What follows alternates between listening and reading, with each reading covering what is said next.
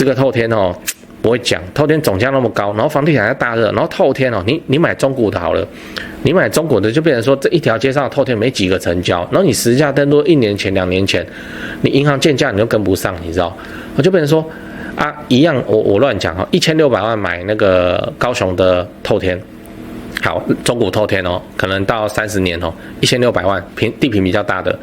好，可是银行建价他就建不到8成，真的建不到，因为那整条街就没有，银行想给你他都建不到，附近就没有那个成交的案例就没有，好，所以变成说你可能就是自备4成来。你买了一间透天，你去装潢吧，你看你要花多少钱，对不对？反观大平层哦，都在大楼里哦，那就变成说，实价登录资料都有，你买也好买，你卖也好卖哦，你装潢也还好哦，不用在那边整个透天的面积，所以我只能说这是时代。先说结论哈，自住都可以，但是要投资自产的话，买透天前你要考虑清楚。嗨，我是买房阿元，订阅买房阿元。我先祝你老了有房也有钱哈。我们在上一支影片聊了，未来会更难找到租客吗？如果你还没看的话，可以看一下。那今天我跟你讨论电梯大楼跟透天哪个好？哦，这个问题哦，是我在迪卡上看到了，就你们不是在酸吗？说什么低能卡什么的。好，那问题是这样写。好，问题大楼是不是比透天增值？你看。这个描述看就知道，都没有在看房地产哦。好，大楼是不是比透天增值？我们用增值的字，要写保值嘛哦。好，那就原 po 啊他自己以前是住透天，然后在买房子的时候，当然就会考虑透天嘛。好，那现在当然大家买房子都会考虑到增值保值增值性，所以他就在想说，到底是哪一个比较好哦？那我们现在讲一下买透天的好处，这次就不讲大楼了，因为以前一直都在讲大楼嘛。来买透天的好处一，低公设，居住空间大哦，因为门厅、楼梯、电梯哦，假设你的透天有电梯，那都你自己的，所以就没有公设问题哈。好处二，没有邻居的噪音哦，你音乐你就开吧哦，那想在家里裸奔你就裸奔吧哦，反正不太会有邻居去检举你这样哦。那当然太吵还是会被他捶墙壁哦。好处三，可以随便停车，房子有你的所以你想怎么停就怎么停啊但是它也有它的缺点哦，买透天的缺点。像那种什么房间很多打扫很累的这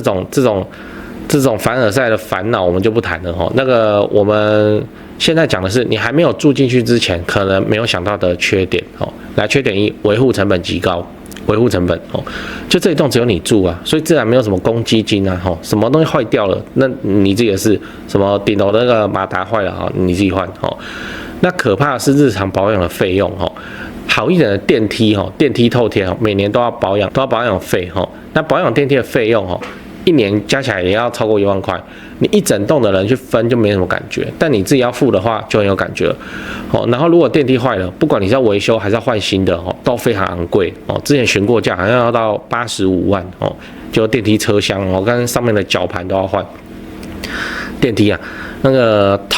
透天电梯这是很屌的产品没有错，不过它的问题也是很多，像我就看过看过不止一次，就是那个家里透天有电梯，结果它电梯怎么样？它电梯那就给它停1楼，然后门打开，然后当储藏室这样，就不想去搭电梯，也是爬楼梯。为什么？因为这样养起来很贵养起来非常的贵，那就不想开就是这样。那你买那个电梯透天是要干嘛对不对就这样。好，那缺点二。税金很昂贵就我们现在不是要缴房屋税、地价税嘛那透天这么大一间，你又是新的，又有电梯，那个地坪又比较大要缴钱很多非常的多那房屋税可能还好，你可能买中古嘛那用现值做评定可能就比较少遇到很贵的状况。那个一个透天在缴的地价税这就真的很令。如果是一个大楼案的话，那就是一个大楼案大家去分嘛所以缴到的地价税都还好。如果你的地段很好的一个透天你的那个地价税会很贵会非常的贵，就是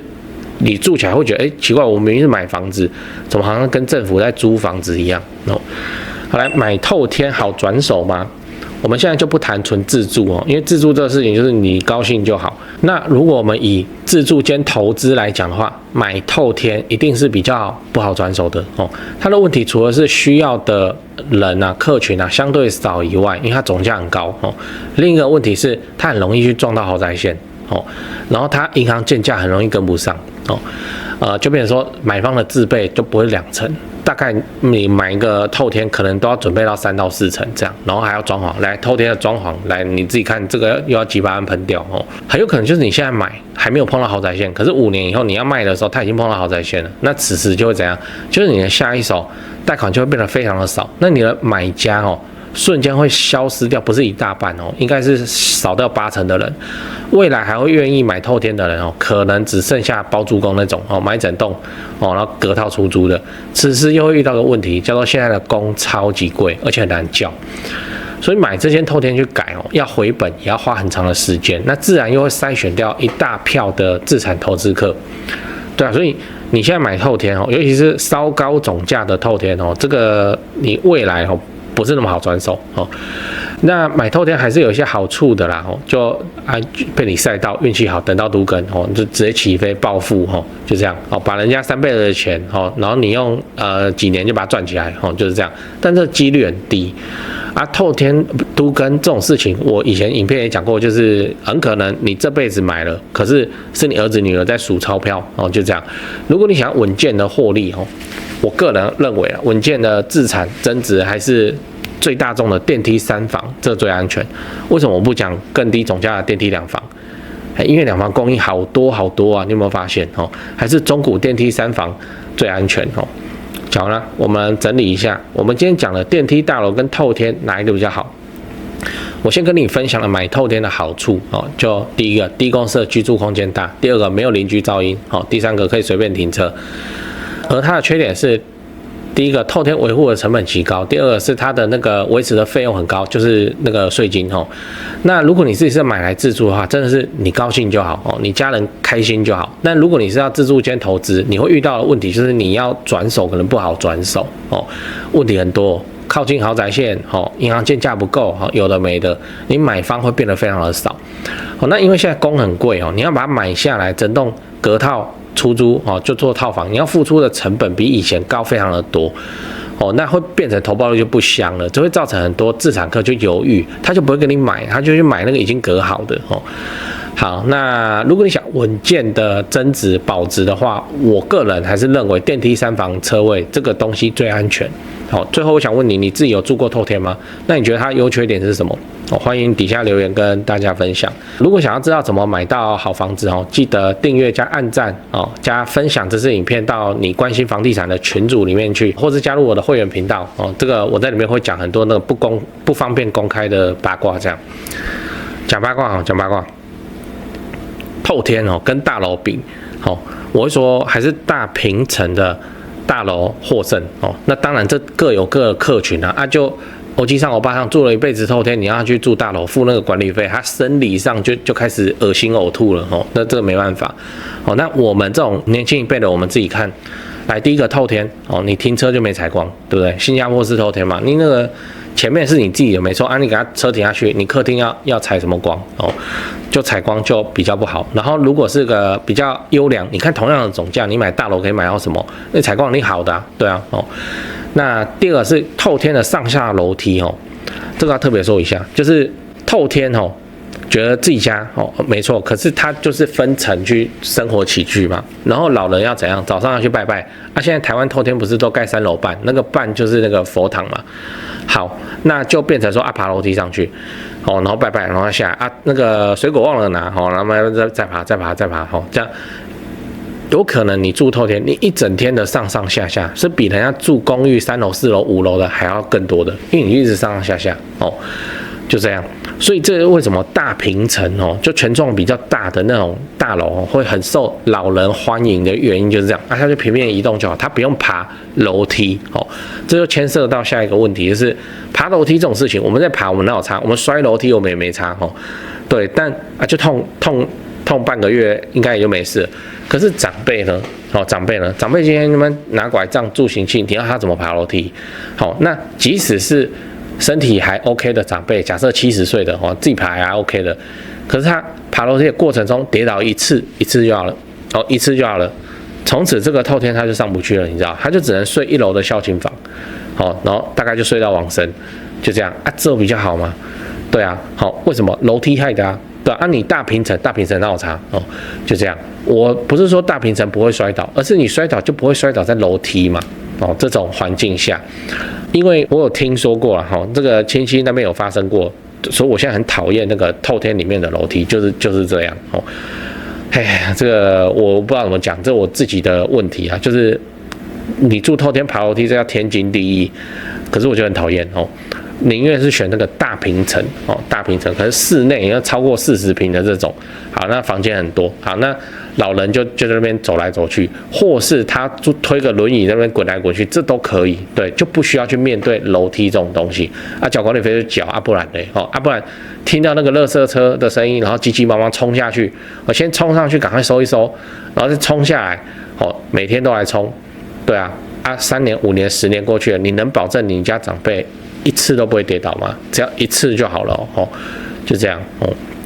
所以我不喜欢啊。然后透天你要做无障碍，做不出来啊。透天都怎样，都很障碍嘛，对啊。即使是1楼，可能都还有台阶嘛。然后你的那个厕所都还有一个门槛嘛，对啊。那大平层就没差，好，无障碍就很好做，对不对？把门全部都弄成90公分，轮椅很好过，好，然后门都不要用开的，门都用滑的，哦，不要用喇叭锁，都用按的，按下去之后把它滑过去，直接有没的。很方便哈，真的是很方便。以现在哈我所了解的无障碍生活起居哈这个设施哈室内装潢来讲，我要是老了，我要住大平层哈，我不要住透天，真的啊，那个透天哈那个面对的潜在风险实在太多了哦，真的是太多，然后就住大平层，然后把它改成无障碍啊，然后住在里面哦，很爽啊，真的很爽。你可以轮椅一直在那边推，然后整间都在推，没差，去上厕所去厨房哈，去干嘛哈，通通都 OK。对，所以我还是喜欢大平层啊！我相信这就是未来的趋势哦，这是未来的趋势。你有体验过那个大平层，你再让他回去住透天，你看他要不要？嘴巴上说好哦，其实还是觉得大平层舒服多了哦，真的是舒服多了。跟你分享这个透天哦，我会讲透天总价那么高，然后房地产在大热，然后透天哦，你买中古的好了。你买中古的就变成说这一条街上的透天没几个成交，然后你实价登录1年前、2年前，你银行建价你就跟不上，你知道？我就变成说一样，我乱讲哈，1600万买那个高雄的透天，好中古透天哦，可能到30年哦，1600万地坪比较大的，